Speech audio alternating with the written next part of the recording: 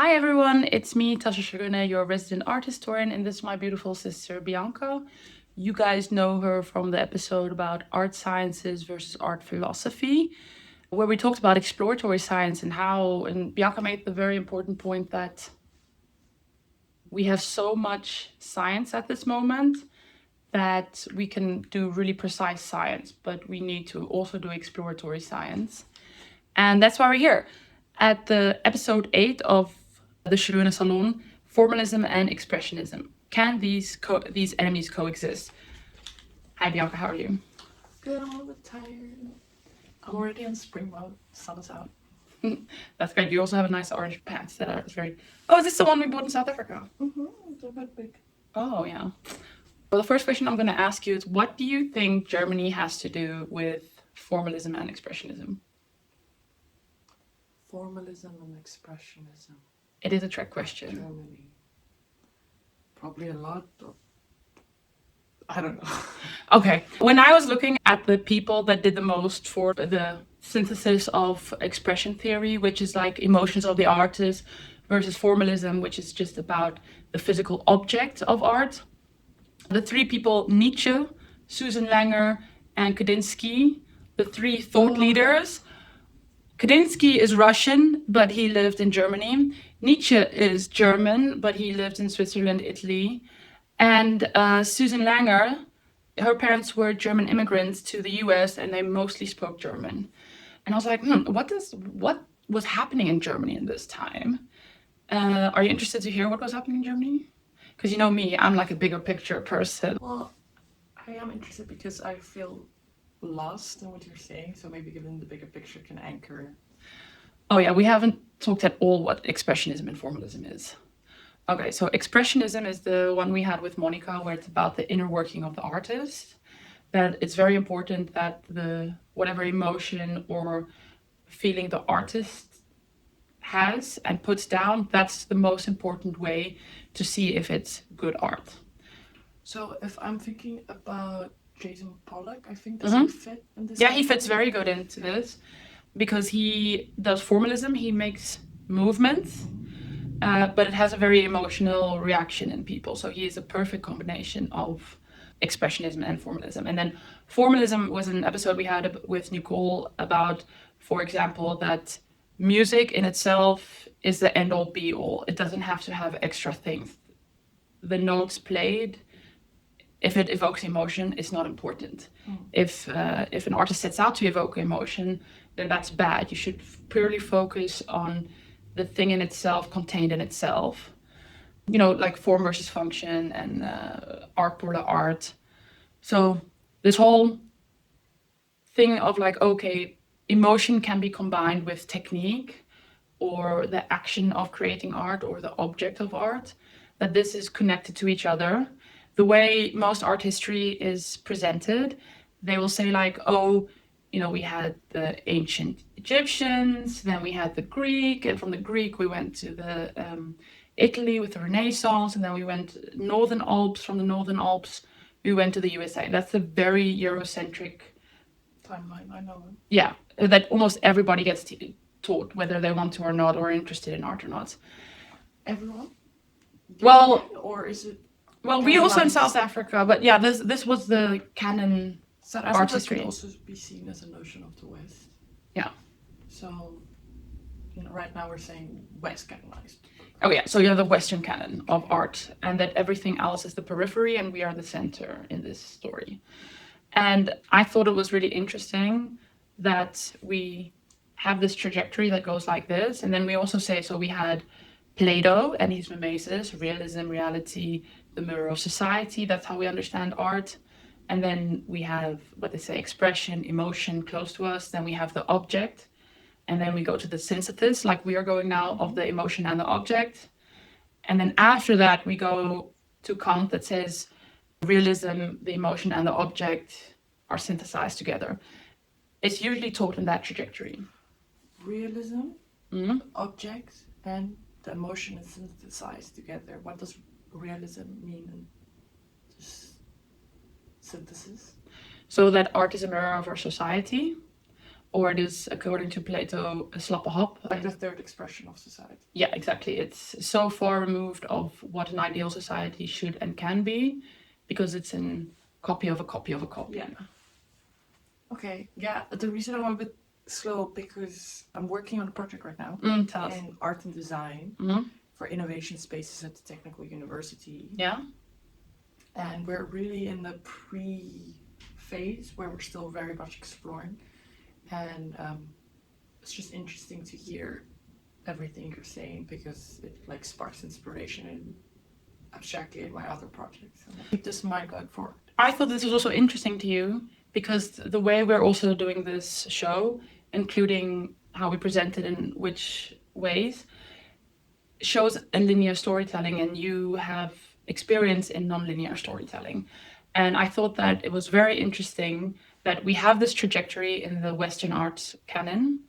But the funny thing is, what we're now talking about, like the synthesis of Expressionism and Formalism, is presented after Expressionism and presented after Formalism, but it is actually 50, 60 years younger theory. This is all taking place between 1870 and 1900. Expression theory is from 19... Do you think there's a reason for this narrative to be constructed this way? Yeah, I mean, it's the way we talk about the scientific method. I should say, if I'm going to talk about Expressionism and Formalism, I have to explain what those are. So where's the innovation of synthesizing two theories? If it was already synthesized 50 years before we understood Expressionism and 50 years after we understood Formalism. So you would rather then have to present it as first realism, then Formalism and Expressionism, and then Expressionism, if you would want to carry on that linear trajectory. And even before that, it was already synthesized via Kant.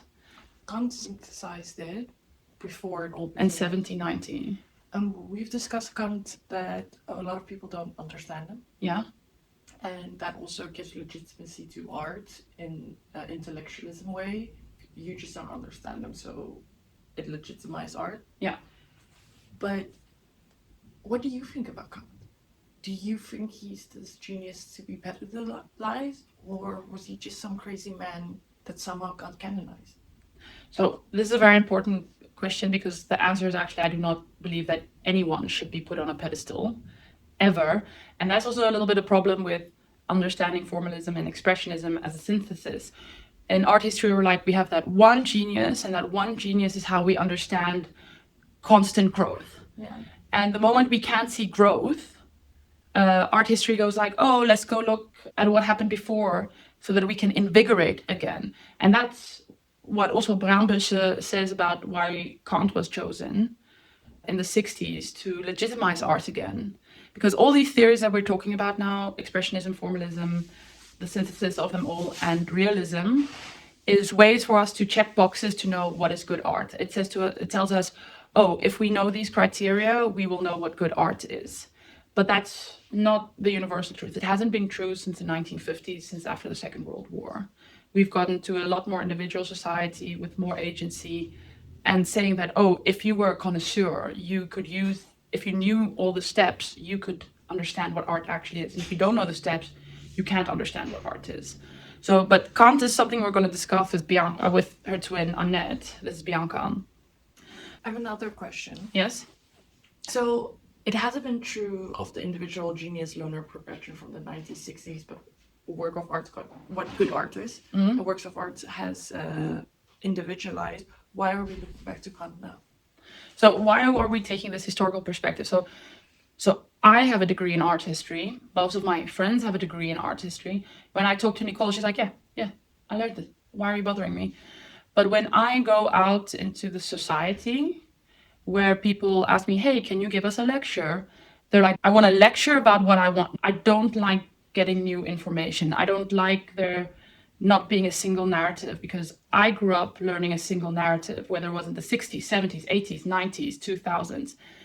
Even parents that I go on school trips with, the children learn multiple narratives about the Benin artworks and the problems the museum has and how it was acquired and how they're repatriating it. And I have had literally moms going, why did they tell us all that? Just say this is a Benin artwork, it's bronze. I'm like, yeah, but it's so much more than that. Why does a museum have it? What are the political and social implications of us having it? I've gone to museums and gotten so angry when museums try to hide that this is a Benin bronze, for those who know. But people don't, they're just like, no, we want to know about the Benin bronze. It's not important that how it was gotten, the genocide, the political implications around it. We are allowed to have it. They want all the knowledge compartmentalized to comfort of their worldview. Yes, exactly. But there's the same people that ask me, so what's the whole problem? Why does the British Museum have to repatriate? We saved all that pieces. Those are the same people that hope that their grandparents took something in the Chinese Revolution with them and now they will find it and then it will be worth 12.5 million euros because their grandfather was a soldier in an imperial war. I mean, I also experienced this from people that are not even older than me, just like the parents that would be parents now. When I say I'm studying engineering, and it's the whole fiasco.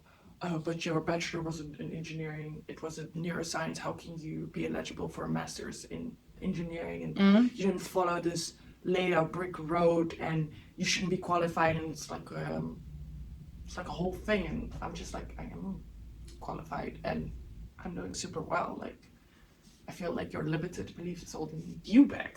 Yeah, when I tell people as well that you can get a PhD without being a teacher's assistant and being in the 4-year PhD program, they're like, no, that's not how it works.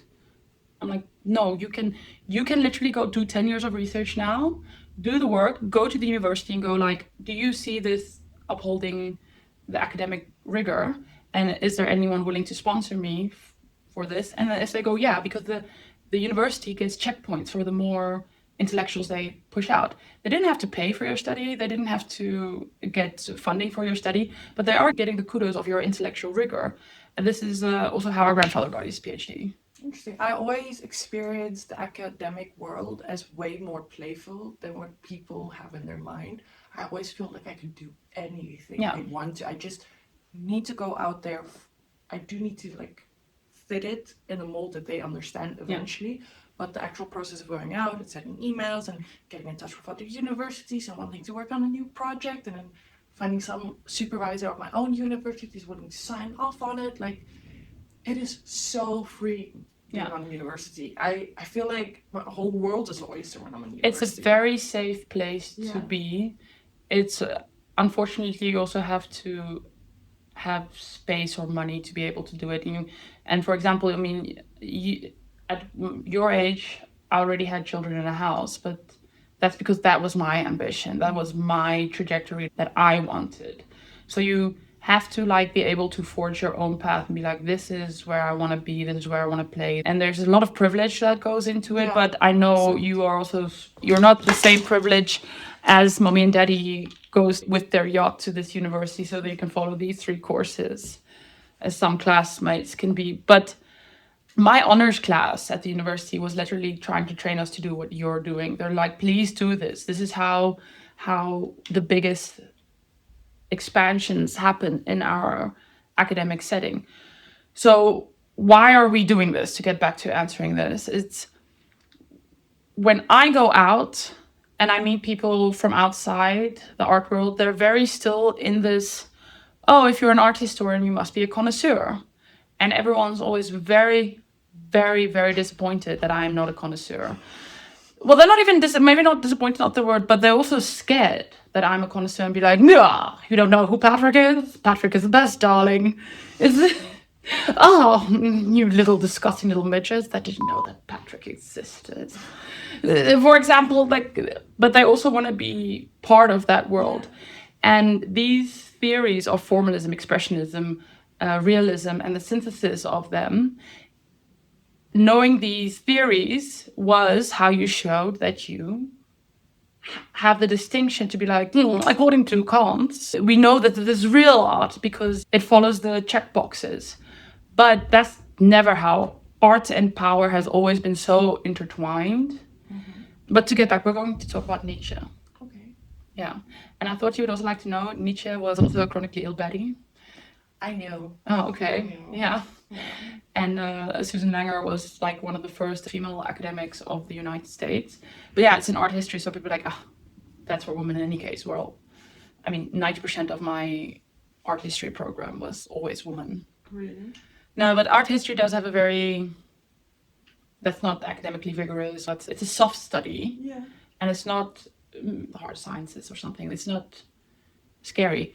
Unfortunately for my partner, he cannot watch any American imperialism because I have to tell him the movies he's watching from the US, how they are actually priming him to be okay with sending our sons to war, and that he's also priming to isolate and kill his body. I'm like, we have more in you as a whole father than we have in you sacrificing your individuality in your body. And he's like, no, it's not like that. Please stop. I'm like, it's exactly like that. Let's look at all 1,600 examples of what you've watched the last 3 days. I can tell you exactly what happened. It sounds like this. And he's like, please, let me watch this. It's my comfort. I'm like, to further American imperialism. Yeah. So I'm a delight. Yeah. People always tell me it's not that deep. It's that deep. It really is. From the way, even artwork that has like a slight curve to the left, drama. Slight curve to the right, other type of drama. It's really that deep. I love it. I love it though. Yeah, I'm also Playing with it. It's so cool. So we're talking about the series because many people outside of the arts, outside of the academic world, assume that with this knowledge comes social respectability, that's connoisseurism comes. Mm-hmm. And that's not true. It's all these theories about this is about the artist, the object, and the viewer, but it's never about the bigger cultural shift. And that's why I wanted to talk about Germany in the 1850s, 60s, and 70s and 80s, because you know what happened then? Money. Giant industrial revolution, people had money. When people have money, they have more time to think. Mm-hmm. When they had more time to think, they have more time to spend in the arts. Do you know why we have the Renaissance? The Black Plague. It was new money spending that money. Mm-hmm. There were so few people and so much money, and the generational wealthy people that, you know, knew how to handle their money and keep their money, they died. The poor part of the family got the money, and they're like, let's spend it. Oh. Yeah. So when there's money, we have time to think. When there's war, survival. Yeah. So we had like this giant industrial revolution in the 1850s, and then we had the unification of Germany. And then obviously there a lot of stuff happened after that. There was France and Germany always have wars, but there was money, and there was mobility, and that they could actually spend time looking at this. So Susan Langer was born in the USA in 1888 or something like that.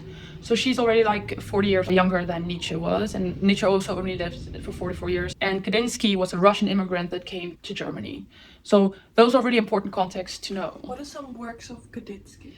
Kandinsky is the one where he said that nature and humanity merges. Mm-hmm. And obviously this whole formalism and expressionism is about how emotion, expression, creation melds together with technique, with what materials you use has on the artwork, and actually the abilities you do have. And Kandinsky saw that the perfect marriage between nature and humanity on form and expression was riding a horse. Because... So that's why they were called the Blaue Reiter. I love that. Yeah, because you're also... I also like riding horses. Very bad though. Yeah, but you told me... because do you mind me saying that you've been chronically... Well, I have already said chronically ill, but you also have like this really strong beast that can bring you further than that your own body could bring you. And if you're in tandem, it's a beautiful melding. Where do you start? Where do you begin? Of the melding between the wildness of a horse and the taming of the human. Yeah. Every time I rode a horse, I couldn't do it for a long time because I'm so tired, and it's... I know people always say, oh, but you didn't do anything, and I'm like, but it was so hard work sitting on the horsey and listening to the whole time.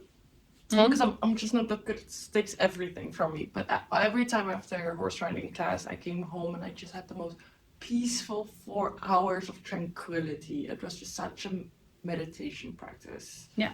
It is becoming one with another. Yeah. Because we also talked to Nicole about that, like, can form and function exist together? And she's like, it can be a battle of, you know, how much does the creative process, is it informed by the physical aspects of what you use and your technical skill? And when we talked to Monica about expression theory, what I feel as an artist is more important. And if you, the viewer, can understand what I did, then you're wrong. And Monica's like, no, you have to have the technique to actually present it. You need to have skills to bring that inner world out. And it will never be as rich as that inner world you're bringing out. Like, yeah, there's an artwork of Monica up there for those. And I don't know what she's trying to say with this. I can tell you that it's dramatic because of the curved lines. It's dramatic because of the brush strokes. But it's also pink and sweet. But it's... yeah. I feel like they're eyeing me. Yeah, I find it a very violent piece. I find it a very violent piece. But I feel like it steps into their territorium. I'll hang them up again. Yeah, sorry. The pink makes it sweet. But I also think it's a very violent piece. But Monica's not a violent individual. But the drama of the feathers and the curvatures of this painting does create like a sense of drama and heaviness. But that's not maybe what she was trying to say, but that's what her technique and the references she used realized. And even in her episode about Expressionism, she's like, no, you have to have technique. And Nicole was also like, yeah, it's always a battle between what you have in your mind and what you're able to communicate, what you're able to say with your technique and stuff like that. Because you also have an artwork from the Rijksmuseum. Okay, so you made an artwork in high school for the competition in the Rijksmuseum and it was taken into the Rijksmuseum. No, I made artwork in high school for like my end work. It was like a 6 months on the Nachtwacht. Yeah, which is the Night Watchman, yeah. Yeah, and you can interpret it any way you want, but because it also themed around Rembrandt's The Nachtwacht, when the Rijksmuseum had a competition, I entered it because they wanted to celebrate Rembrandt. Yeah, but we haven't seen that painting for a very long time because you've kept it in the packaging of the Rijksmuseum. So it's done. That's the new painting. That's a new painting. So that is not you, the skill as a painter, showing anymore. That is the person who packaged it in, because now that's the artwork. Yeah. And so it becomes something completely different, even though it's still the same form, but there's been an added layer by another institute, by another thought process. Even if the Rijksmuseum is like, don't know her. It's about the form that changes the mood of the piece. Yeah. I really like it because the thing that's wrapped in that says Rijksmuseum kind of looks like a prison because of the bars, like how it's done, like the form. And then it's this plastic, but you can kind of see through it. And it's this guarded, it's like almost having a hedge around it. You can't see in, but you can almost make out what the painting has. And it promises a sense of something big is behind it because the institution name is on it and it's being held out mystery. You can't actually see if it's a good artwork or not either. Yeah. It's like a high school painting. We're very proud of you. It's but it's not good. It's for its time and the age I was and the development of ideas, I still hold it in high regard. Yeah. But for where I am now as a person, it's no. Yeah, in its current form, it's perfect. If it was unpackaged, it wouldn't have the same esteem or regard or interest in our whole household, to be honest. And not saying that you're a bad artist, we only like it because the Rijksmuseum on it, but the form has changed. Yeah. The material added to it has changed. Yeah. So that's then the form changing the emotion that it creates in the artwork. Yeah. And Nietzsche said, like, oh, do you know Dionysus? Yeah, of course. And do you know Apollo? Of course. Okay, so Dionysus is the god of the vine, but Nietzsche sees him as the god of creation, but also sometimes violent creation, of this need to revel. Yeah, it's just archetypes of chaos and order. Yeah, exactly that. Dionysus is chaos and Apollo is order. And he uses that to say, like, we always put Apollo on Dionysus because Dionysus and Apollo on their own don't work or don't actually exist. And it is also the way we look at academic function. The world is, the way you see it, is organized by how your mind is. Or like if you go to school, the school tells you how to organize your mind. Yeah. So then you will always have your creativity, but also the form binding that creativity. And if that creativity isn't bound, then it might not be as good or as useful. But the problem with Nietzsche was like, sometimes he's like, no, that's Apollo, no, that's Dionysus. And it's like, but 20 years ago he said, no, that was a Dionysus and that was Apollo. So he's not really... It can change. Yeah, it can change it. But for static academic writing to go, if A then B, then C is D, we don't allow for that change. Yeah. Bianca, our first episode together, she's like, I already think differently about the subject, but now everyone thinks I think this way. Yeah, because it's been recorded statically and they don't see the change that has happened after I said it in my mind. Yeah, while we are discussing this, we are learning the subject deeper. We're getting more understanding. The way we did the show before this is just like, I'll tell my sisters because I'm a thematic connoisseur. But that was actually kind of really boring. And it is, because this is a conversation and my sisters have a lot of insights to bring, but they were kind of holding back, or I was just bulldozing through it, and it needs to be more of a conversation. And that's the way you learn philosophy. I learn, I change, you learn, you change. Yeah.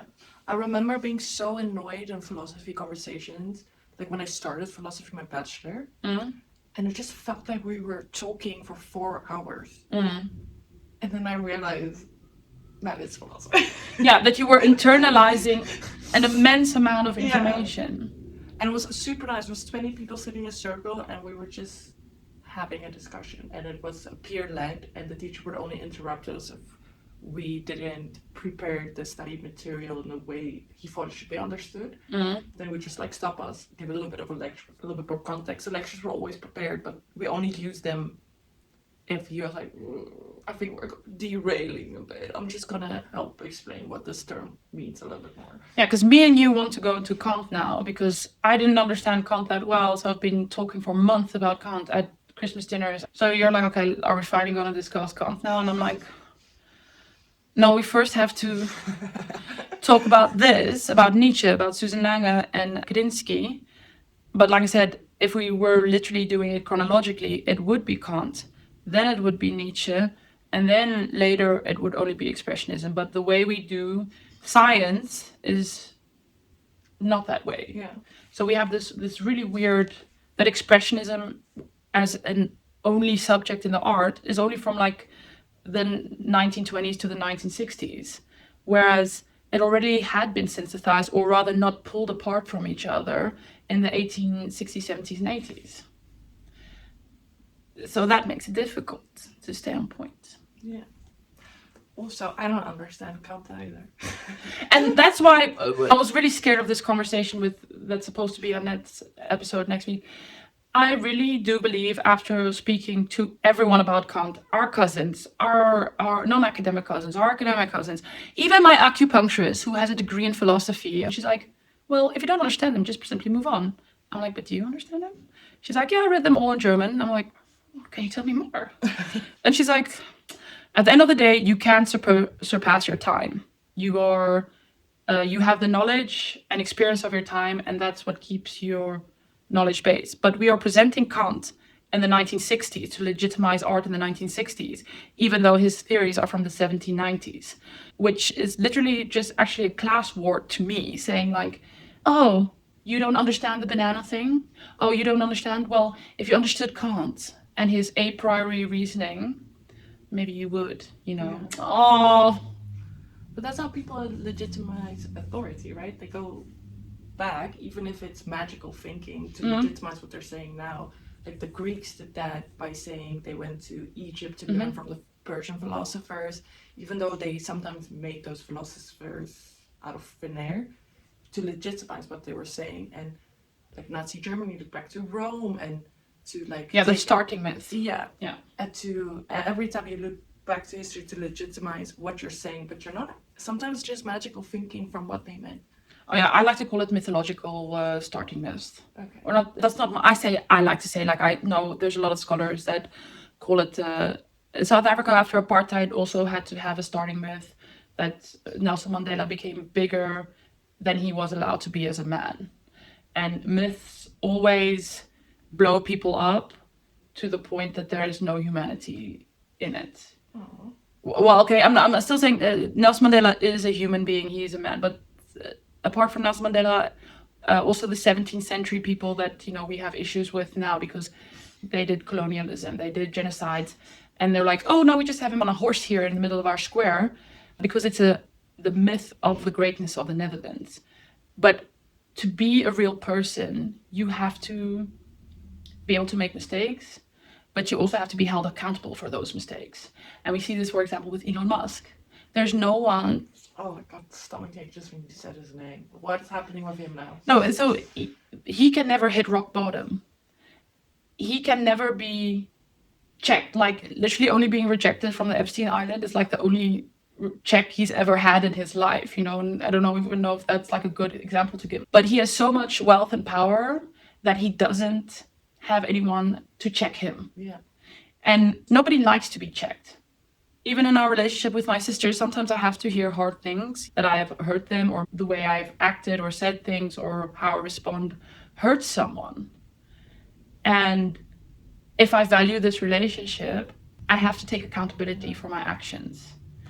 When I was younger, I think I really struggled by hurting somebody by telling them something. Mm-hmm.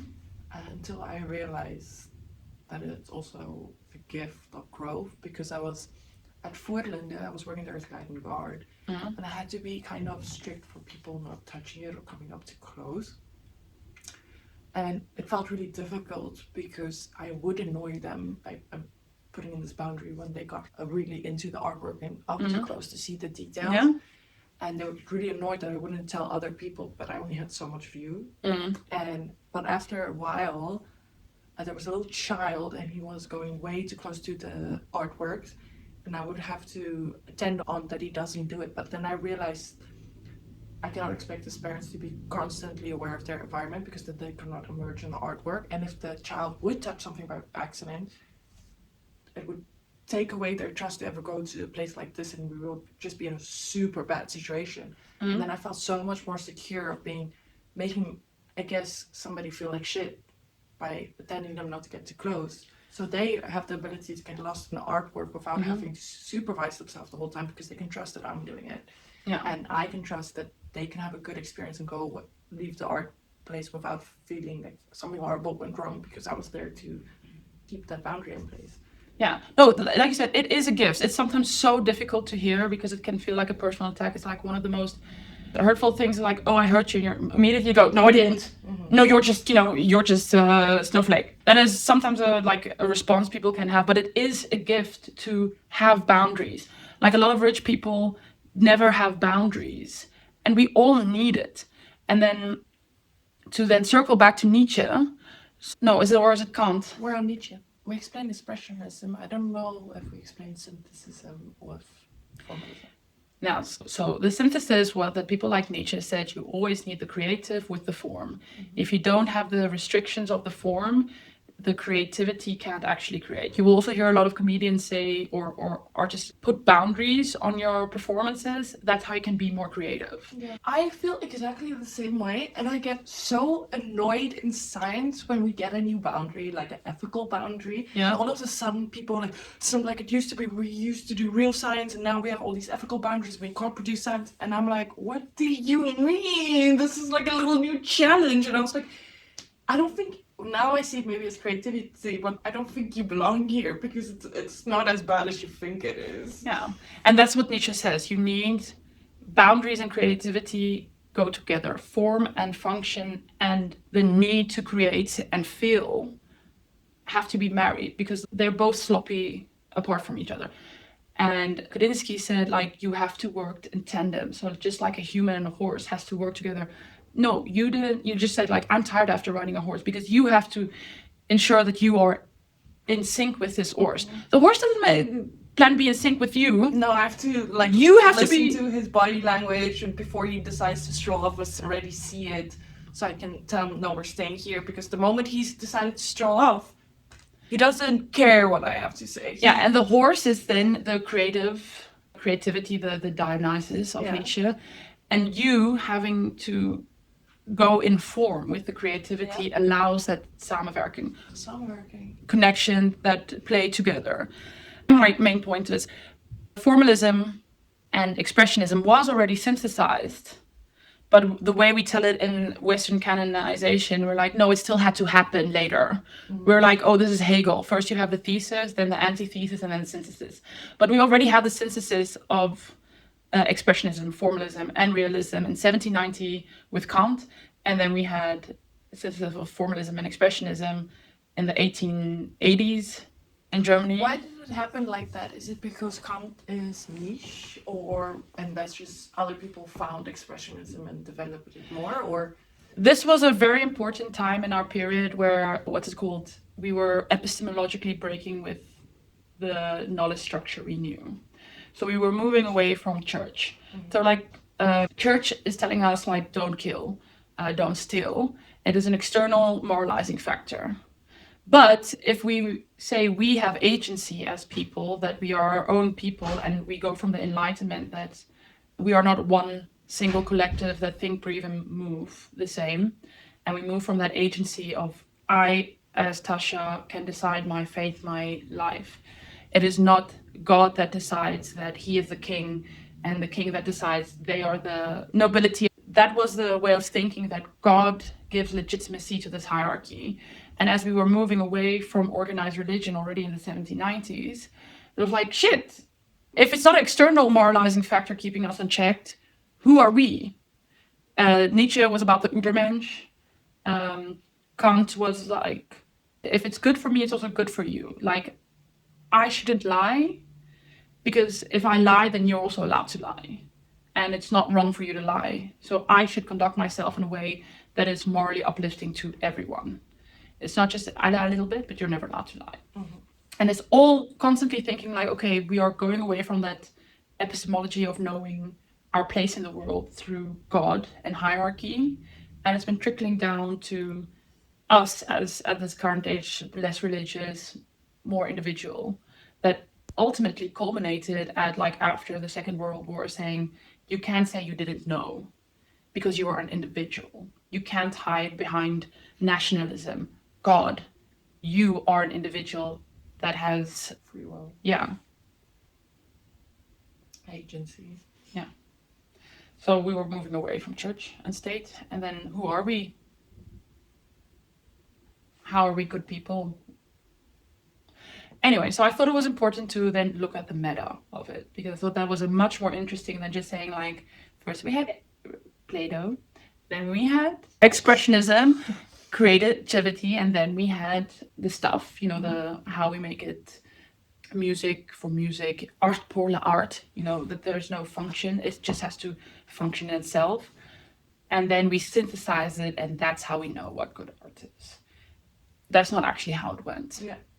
We've slowly been doing precision science, zooming in and in and in. Like at some point we need to funnel out again. Yeah. And that's where we go. Which is also good science. Yeah. It's having these discussions. Yeah. I don't have much to bring up today. I hope that this was much more fun having a conversation instead of me just reading the facts that I hope are important. Yeah, I'm definitely inspired for my artwork, even though that's been happening in the back of my mind during this conversation. Mm-hmm. Because that you have to think about the object, the artist, and the viewer is very much what you learn in art school. Mm-hmm. And I've been thinking about more and more, and then it's coming back to me from all different angles, and I was like, anybody new? Okay.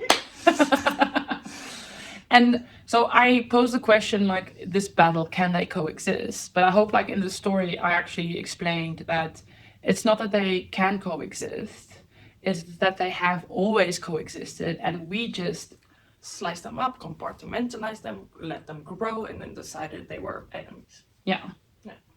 I also think that I took a non-linear story, presented as a linear story, and then chronologically put it in linear perspective again. How do you feel about that? Well, I'm not married to non-linearity. Mm-hmm. I take from linear ideas that are done now all the time. I don't think it's a bad thing. I actually think a non-linear approach is more questioning the narratives being told, which you are doing when speaking about linear narratives. And it's fine how you puzzle things. I don't necessarily think in right and wrong on that. Yeah, and that's how I do pose a question. So like, how do they coexist? Can it be? But that's usually the questions I get from outside the academic or art world. That they expect that it's not that wishy-washy. Like you said, it's puzzling and being able to articulate the puzzling. So that would make you the connoisseur, being able to articulate. And that's difficult, just like with emotions. So, yeah. And sometimes you get little pieces of the puzzle and you have the question, is this form reliable? Mm-hmm. And am I gonna mold the rest of my form around it? Or am I gonna put another arm in there? Yeah, exactly. You heard it there. There was actually never ever a battle. It's just when people have their needs met and there is space and time. Yeah, but it's really healthy for people to think stereotypically about the things that they are not heavily invested in, because your brain cannot process that much information. It's more being aware that you're using stereotypical thought processes to quickly go through the world. And if somebody says it's not that black and white, you know that's true, but your question is the relevancy of that true for me to move through life. And that decision you have to make for your own. So you can be like, it's not that deep, because it's not that deep for you. Mm-hmm. But for the people that use it to navigate their lives, it is that deep. Yeah. It's not bad thinking stereotypically and asking these black and white questions. It's a healthy part of the brain. Yeah, and it is also very difficult to internalize it. So I hope in these conversations that you do internalize it, that you maybe like, oh, she made a mistake, or that's not how I would think of it. If you want to engage with that part of your mind, do it. Yeah. And often after the conversation we already said, I have already decided everything I said I don't agree with, but the only reason I can do it is because I said it out loud, let it sink into a shared reality. Mm-hmm. And now I can react to that shared reality. Yeah. And before it was all here, and then you do have a very different relationship. That's everything is stuck in your head. Yeah. And some people verbally get it out, some people write it out, and some people paint it out, and some people dance it out. You know, I'm a verbal processor. That's why you're getting this. Yeah. I think I'm a verbal movement as well. But movement's like a once a month processing. I know if I skip it, I'll get stuck somewhere. Yeah. So I need them all in different doses to function optimally. Yeah. Not optimally, I don't like that word. To not get stuck. I like making savior bewegen. I don't know, a sea algae movement. Like you're just in the ocean. Oh yeah, I like being a squid. Engage cognition, but usually that happens when all your needs are met, when there is societal flourishing. That is not the world we're living in currently. Yeah. But engage with it, or be a little squid. Yeah. Okay, thank you guys for joining us. Ciao, ciao.